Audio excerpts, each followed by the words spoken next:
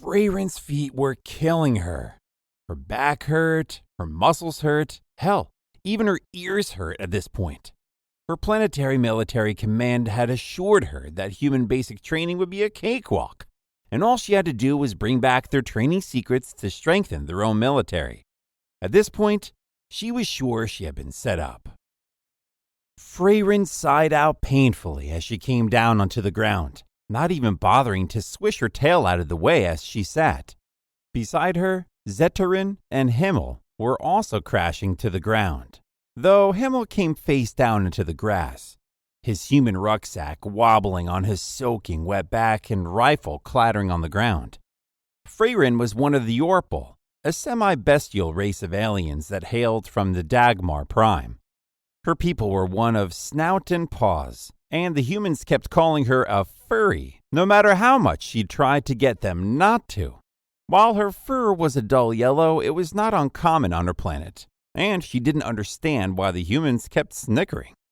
Zetarin was a Carlake, a lizard-like peoples that the humans kept comparing to cobras. The little snakes in the Carlakian peoples shared the broad hoods around their heads and the forked tongues, despite the fact that they had legs and feet much like the humans themselves. Himmel was a Poit, a shorter, multicolored race of peoples from the Pillen Four. Despite being a slender, athletic race that held deeply colored, pupilless eyes, they had pointed ears and shared many features of the humans as well. This led to much teasing of Himmel from the other human recruits. Depending on the day, he was either referred to as Private Frodo, Honeythorn, Hermie, Drizzt, or Private on the Shelf, whatever that meant. There had been more names, but it appeared the other humans felt the need to narrow them down. This kind of thing appeared common around humans, and they made fun of themselves to a far sharper degree, as if they were taking it easy on these otherworldly races, but still making sure they were included in this odd ritual. Freyren looked around at all the other members of her people and the races from other planets, and frowned at how hard they were all flagging. They had all been sent down here to this forsaken wretch of a planet to try and pass human boot camp, a trial that all new human soldiers went through to weed out the weak from the strong. It would be their job to, after the end of the training, assimilate said training into the already anemic regimes of their own worlds, as Earth was outputting some of the toughest and deadliest fighters amongst the stars. Their training even made the Daramir pale in comparison, and they were an insectoid people who had scythes on their second pair of arms. Were being the key word. The humans wiped out every hive they could find, and many were steadfast in the belief that the Daramir were extinct. "All right, my little star blossoms," their human trainer called out, his brown campaign hat not even sweaty. "I'll give you 10 minutes, then we get back on our ruck. You have to be in tip-top shape in order to pass muster, you know." Freyren bared her teeth at the human in a quiet, pained snarl, as did many of her fellow Yorpal. These were called drill sergeants, a particularly psychotic and sadistic flavor of human that always made Himmel shudder with fear. They wore plain olive drab uniforms and a brown hat called a campaign hat, and it sported a bright brass emblem on it to mark their status.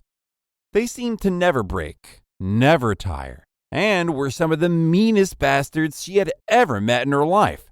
Even the Carlake balked and shrank away from their visage. One Carlake had flared his hood at a drill sergeant, even baring his fangs, and the human had beat the Carlake within an inch of their life. It wouldn't have been so bad if the Carlake hadn't tried to start the fight in the first place, trying to slash at the human. But the statement was received loud and clear. Human drill sergeants were not to be trifled with. Humans in general were an extremely tough and rugged people, being called Iron Children by some of the other planets, while others had far more dire names for them. The Daramir were recorded to call the humans Irakimmel Matkanir, or red-blooded wraiths in their own tongue, remarking on the humans' tendency to engage in melee willingly and rip the limbs from Daramir fighters. That was why Freyren, despite the fact she wanted to howl and latch on to the human's throat with her teeth, looked away from the human as she stalked down the road, looking over the human recruits who stood by patiently, letting their off-world fellows rest in the grass. "Let me see your feet, recruit," came a voice over Freyren's shoulder, and her ears pinned back with fear. It was Drill Sergeant Marshall, a female human that was far more vicious than her male counterparts. A male human recruit had catcalled her one morning after PT, and she had simpered at him, even making a flirty motion towards the man as she got close to him. Freyren had thought it was some kind of odd mating ritual, watching as she was chugging water. And what she did to that human? Well, the medics say they could grow them back, and they had been put on ice rather quickly. It was the screams that still haunted her more than the sight of those two bloody, ragged chunks of "I said show me your feet, recruit," Drill Sergeant Marshall said again, and Freyren obeyed, taking off her modified boots and pulling the cushioned sock off her pawed feet. Drill Sergeant Marshall came around, tutting her tongue at Freyren as she knelt down and took the foot in her hand. "Your feet are too damn soft. Same with the other Yorple. I'm sure they'll toughen up after a few more weeks of rucking. Recruit?" Drill Sergeant Marshall looked into Freyren's pink eyes with those icy blue ones, her short-cut blonde hair framing her face like the cheeks of a helmet. She seemed so small and pretty, despite what Freyren had seen her do. Most human females were pretty, but there was a barely restrained savagery in those eyes, and it scared her. Freyren wondered if she would tear off her foot if she was rude, so she instead dipped her head, keeping her voice low and turning her head to expose her neck. "Yes, Drill Sergeant." When the human was safely away, Freyren bent her leg to get a good look at her foot. It was raw and blistered, and she could see a few spots that were bleeding into her sock. She had always been proud of how tough her feet were, but it appeared the highly advanced footwear back on her planet were a crutch compared to a modified combat boot. Were they designed to cause pain? "I don't want to be here anymore," Himmel muttered into the grass, still laying face down on the ground, and his legs splayed out behind him. "My feet hurt. My body hurts. Everything hurts." Zeterin hissed out in agreement, chugging water as fast as his mouth would allow before coughing a little, wiping at his chin with his sleeve. "It's amazing they can keep up this pace. They don't even look tired." "We ran 3 miles this morning for PT," Freyren sighed out, putting her sock back on as she watched Drill Sergeant Marshall trudge off to harass the other off-world recruits. "Then we had chow, and now we're out here rucking like cavemen." Himmel thumped his head against the grass a few times, his rucksack wobbling on his back. "I don't want to eat out here. They would make us eat those nasty rations out here again," Zeterin said with a frown.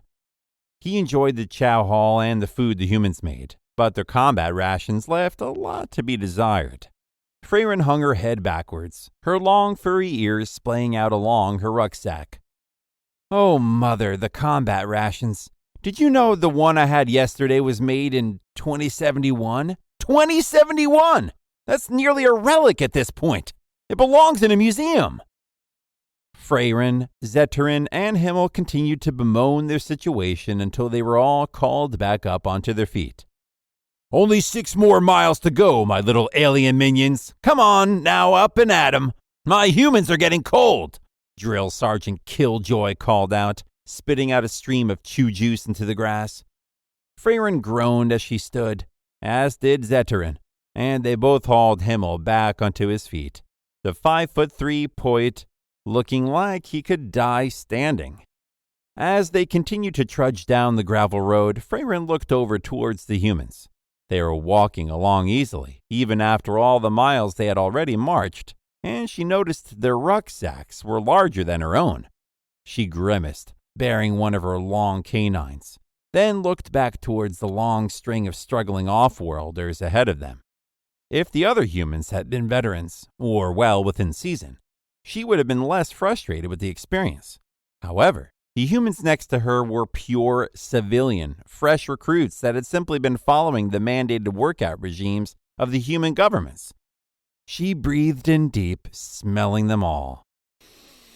She was surrounded by bakers, mechanics, teachers, artists, farmers, hunters, professional drivers that smelled of cleaner, leather workers, coffee baristas, and even pizza boys.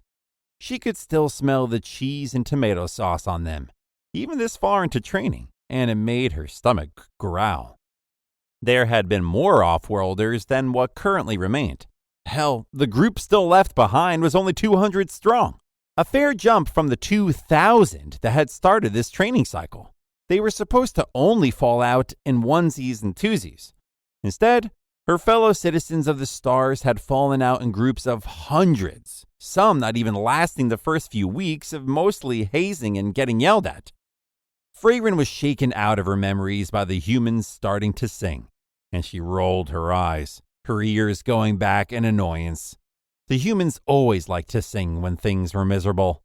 Even now, it was nearly 90 Earth degrees outside, and the blazing soulless star beaming down at them from on high. How could they find the mind to sing under such conditions was beyond her. And from the narrowed eyes of her fellow citizens of the stars, she had to imagine they were just as annoyed as she was. The next 6 miles felt like they went on forever, and when the concrete earthworks of a training site loomed out from a bend in the road, Freyrin felt her heart drop. They made us. We walked to our training site? Himmel cried out, his face trailing sweat as his bright orange, pupilless eyes dulled down in color. We're supposed to train after all this damn walking? Drill Sergeant Killjoy chuckled from behind Himmel, clapping him on the shoulder. Of course we are. How are we supposed to toughen up a fresh recruit if we drove everywhere? You have armored personnel carriers, rotor wing transport aircraft. I've even seen you humans fall from the sky with gray blankets and nylon, yet we walked all the way here? Why? Himmel cried out, bending over to rest his hands on his knees and sucking in breath. Drill Sergeant Marshall strode up beside Freyrin, and she saw the human was walking backwards while addressing both the humans, the citizens of the stars. It's range day, recruits. This will be your first rifle and pistol qual. And we're starting out with rifles. Freyrin cut her eyes to the weapon that hung on her shoulder.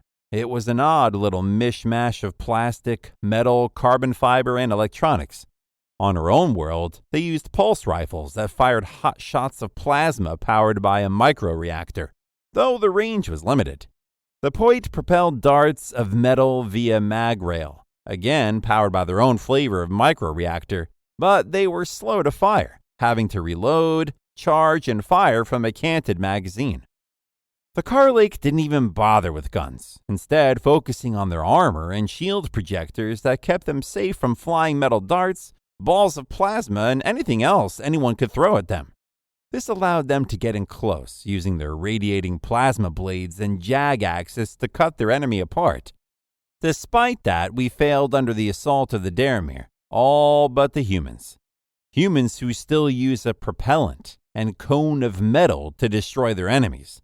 Their weapons fired faster, went further, and split through armor and shields like butter.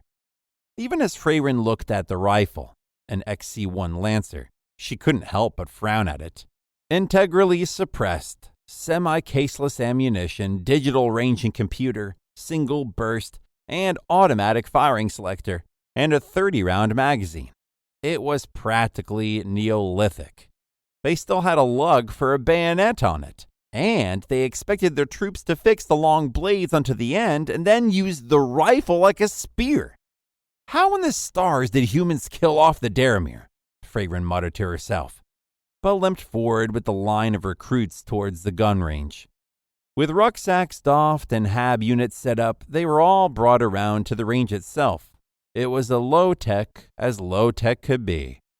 Just sandbagged dugouts and electronic targeting systems that told a small data slate where the round had landed. Freyrin stared out to the targets, some as far as 600 meters, and turned to Himmel. They can't be serious. As the grave, Himmel sighed out, his rifle nearly as tall as he was. Humans can put one of these caseless rounds into the forehead of a target at 600 meters using their targeting computers. They can punch holes in a target at 300 meters using their iron sights. Their what? Zeterin hissed, looking down at his rifle in confusion. Himmel flipped the Carlake's rifle around, pointing to a small steel stud at the rear of the weapon and a similarly shaped Y stud at the end of the barrel. These! We have to qualify with the computer and these today! They can't be serious, Freyren cried out, looking down at the two iron sights with a face of horror. They expect us to use just these two little pieces of steel to hit a target? It's bad enough we can't use the helmet reticles yet, and have to look through this stupid little box. Freyren gestured at the targeting computer optical sight on top of the rifle, but Himmel just shrugged his shoulders. First squad, you're up first, Drill Sergeant Killjoy called out, and a line of humans mounted the firing positions, falling into line cleanly and neatly. They are trained in their schools, you know, Himmel said absent-mindedly, resting the buttocks of the rifle on the ground and wiggling a pinky finger in his tall ear. From the age of 10 to the age of 18, they train with even older rifles in their schools. It's a requirement to graduate. Freyren clicked her tongue. Barbaric. What business do children have with training for a war? According to the humans, it's they won't be children forever mentality, Himmel replied, flicking the gunk off his pinky off into the grass. Freyren saw this and raised her bushy eyebrows. When you first got here, you used to only do that in the comfort of the showers with your ear picks. We used to have time for it, Himmel grumbled, though Freyren was pretty sure the humans were rubbing off on the point. As the humans took up positions and waited for the go-ahead, other troopers who staffed the range walked out from the concrete bunkers and viewing rooms, many of them holding their own rifles. Freyren saw that they were mostly NCOs, sergeants and the like, and they all took up a position between two shooters. What are they doing? Zeterin asked with a tilt of his hooded head. 10 rounds at 600. Pause and wait for further instructions when fire order is complete. Range is hot. A voice rang out from over the intercom, and the first human fired a shot downrange, the tracer floating through the air. It hit smack dab at the chest of a target at 600 meters, and nearly every Star citizen watching felt a desire to shrink backwards. She just did it in one go, Freyren asked aloud, her ears perking and falling down out of a shared expression of fear and curiosity. All of them took a few steps back in a staggered recoil when the NCO standing between the shooters began to fire down around the prone recruits, spattering their faces with mud, foliage, and dirt. Move, and you will die, Drill Sergeant Killjoy called out, pressing the mic against his throat, and his voice booming around them all. Do not flinch. Do not jerk your head. Stay on target. Himmel stumbled backwards a few more steps when Drill Sergeant Marshall let a burst of automatic fire trace around a human's head, even as he fired and barely missed the fourth shot on his target. They're fucking mad! The humans were not done, as barrels of crew-served mortar weapons swung out of the bunker. With concussive booms, they launched mortar rounds high up into the air, and they came down only 50 meters away from the recruits. All the Star citizens flew to the ground as the rounds came down out of their shadow arcs, exploding with plumes of dirt and soil. What are they doing? Zeterin shrieked, trying to hug the ground as tightly as he could. Why are they using explosives? A human staff member who had remained standing the entire time looked down at Zeterin, giving him a playful kick with his boot. Oh, quit hiding down there. Those are just training rounds. There isn't even shrapnel. As the human range staff fired around the humans and the training rounds, apparently made of a soft plastic, exploded in the distance. The recruits fired on, going to a different target when the range staff called out for them to do so. All of the human recruits went through with their first go, most of them qualifying the first time around, and it came down to the non-humans to have their go. Freyren watched the range staff pour bags of sand around the firing positions, steeling herself for the noise, when she heard a whimper behind her. She turned, seeing one of her fellow Torpil throw down her weapon and shrink down towards the ground. The two males beside her kept their ears back and didn't look at her, looking elsewhere. "What are you doing?" Freyrin hissed at her, stomping over to the blue-furred Yorpal and giving her a swift kick to the thigh. "Stand up! You can't embarrass us like this!" "They're going to shoot at us!" the Yorpal wailed, cowering and shaking with unbridled fear. "They're going to shoot at us and explode the ground around us! It was just supposed to be easy!" "Get up, you curwit!" Freyrin snarled, giving her another 2 hard kicks before snatching her by the back of her uniform and hauling her off the ground. "Get up! You will not embarrass us here and now! You will not!" "No, no, no, no!" the Yorpal howled, even as Freyrin continued to slap and hit her. The other males looked away. It was her duty to discipline the female, not theirs. It was the Yorpal way. Freyrin picked up the XC-1 Lancer from the ground and shoved it into the blue Yorpal's arms, snatching her up by the ears. "Hold that fucking rifle and do the training. We've come this far, and we will not falter when it is time to make this moment ours. Stand up and quit whimpering." Freyrin released her ears and turned around as the other Yorpal shakily straightened up, sniffing and reshouldering the weapon. When she fully turned around, Freyrin found herself staring into the eyes of the drill sergeant marshal. The human was so close that Freyrin could feel the woman's breath rustling the fur on her snout, and she swallowed. Drill Sergeant Marshall grinned fangedly, her eyes so predatory that Freyrin thought she was in trouble. Her voice was low, just low enough to where only she and Freyrin could hear the words. "That is what I'm talking about, furry.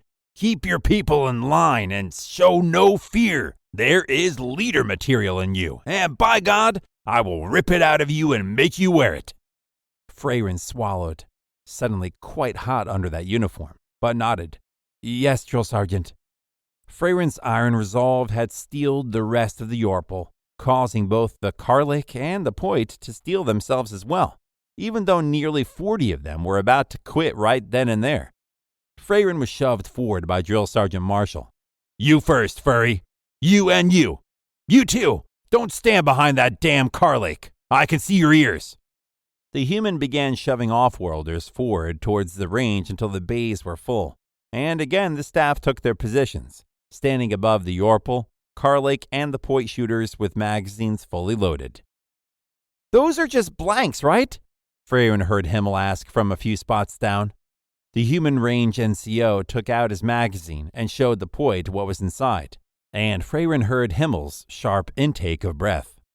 "Don't jerk, don't move, and you'll be fine," the NCO said, then slapped the magazine back into place.